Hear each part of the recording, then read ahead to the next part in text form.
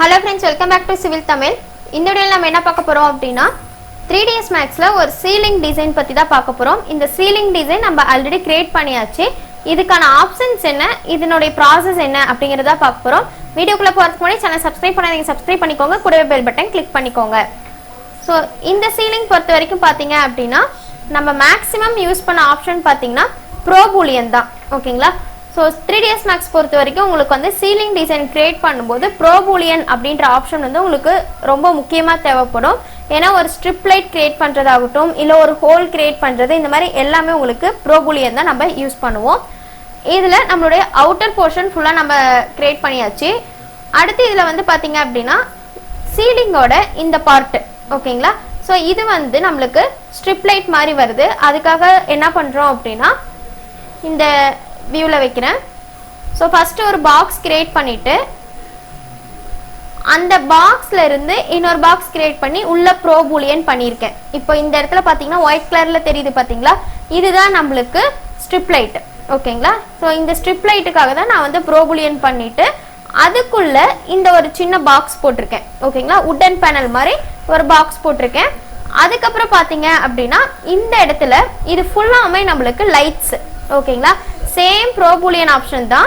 ஒரு பாக்ஸ் போட்டுட்டு உள்ளுக்குள்ள இன்னொரு பாக்ஸ் போட்டுட்டு ப்ரோ பூலியன் பண்ணோம் அப்படினா இந்த திக்னஸ்ல உங்களுக்கு ஒரு ரெக்டாங்கிள் ஷேப்ல கிடைச்சிரும். இதுக்கு மெட்டீரியல் அப்ளை பண்ணும்போது மட்டும் நம்ம ஸ்ட்ரைட்டா லைட் வந்து நம்ம அப்ளை பண்ணிக்கணும். மெட்டீரியல் அப்ளை பண்ணும்போது மட்டும் நம்ம இந்த ஸ்ட்ரிப் லைட்டோட லைட் மெட்டீரியல் அப்ளை பண்ணுவோம் இல்லையா? மெட்டீரியல் எடிட்டர்ல போயிட்டு இந்த இடத்துல நம்ம வீரே லைட் அதாவது வீரே மெட்டீரியலுக்கு பதிலா இந்த இடத்துல கிளிக் பண்ணீங்கன்னா உங்களுக்கு வீரே லைட் மெட்டீரியல் அப்படின்னு சொல்லிட்டு ஒரு ஆப்ஷன் இருக்கும்.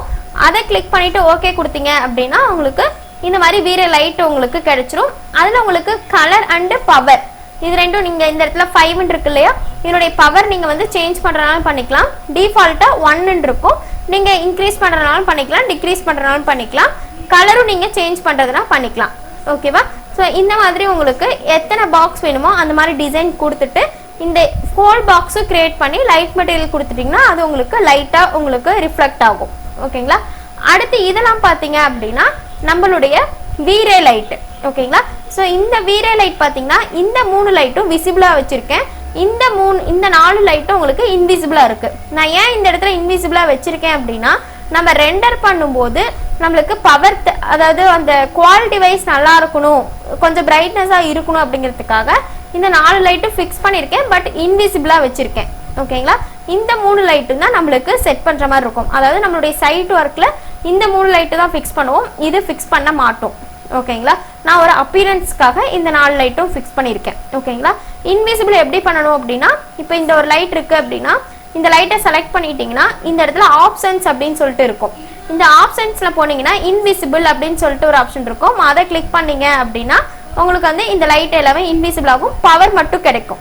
லைட்டோட அந்த ஆப்ஜெக்ட் வந்து உங்களுக்கு தெரியாது. ஓகேங்களா? இந்த மாதிரி நம்ம கிரியேட் பண்ணிட்டோம் அப்படின்னா ரெண்டர் செட்டிங்ஸ் நார்மலா எப்பவும் போலதான்.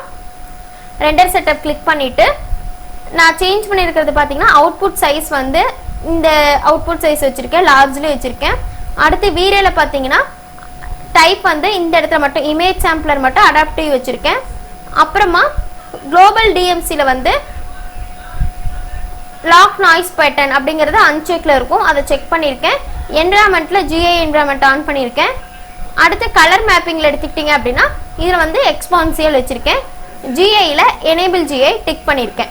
இதை வந்து ரெண்டர் பண்ணிட்டீங்க அப்படின்னா உங்களுக்கு வந்து ஃபுல்லா அந்த சீலிங் மட்டும் ரெண்டர் ஆகி கிடைக்கும். இதுல வந்து நீங்க கேமரா ஃபிக்ஸ் பண்ணும்போது ப்ராப்பரா ஃபிக்ஸ் பண்ணணும். ஏன்னு பார்த்தீங்கன்னா நீங்க அந்த வியூ ஃபுல்லா கொடுக்கணும். இப்போ சீலிங் டிசைன் மட்டும் கொடுக்குறீங்க அப்படின்னா அந்த வியூ ஃபுல்லா நீங்க கொடுக்கணும். ஓகேவா? நீங்க வெறும் டாப் வியூ இந்த மாதிரி கொடுக்க கூடாது, ஓரளவுக்கு 3D வியூவா இருக்கணும். ஓகேங்களா? ஒரு பெர்ஸ்பெக்டிவ் வியூல இருந்து பாத்தீங்க அப்படின்னா எப்படி தெரியுமோ அந்த மாதிரி தான் நம்ம வந்து ரிசல்ட் கொடுக்கணும். ஓகேவா? ஸோ இதுதான் நம்மளுக்கு ஃபைனலா நம்ம ரெண்டர் பண்ணி கிடைக்கக்கூடிய ரிசல்ட். ஓகேங்களா? நான் வந்து ஹை குவாலிட்டி போட்டிருக்கனால நம்மளுக்கு வந்து ஃபுல்லா 4 ப்ரீ பாஸ் ஆகும், அதுக்கப்புறம் ரெண்டரிங் இமேஜ் வந்துடும். ஓகேவா?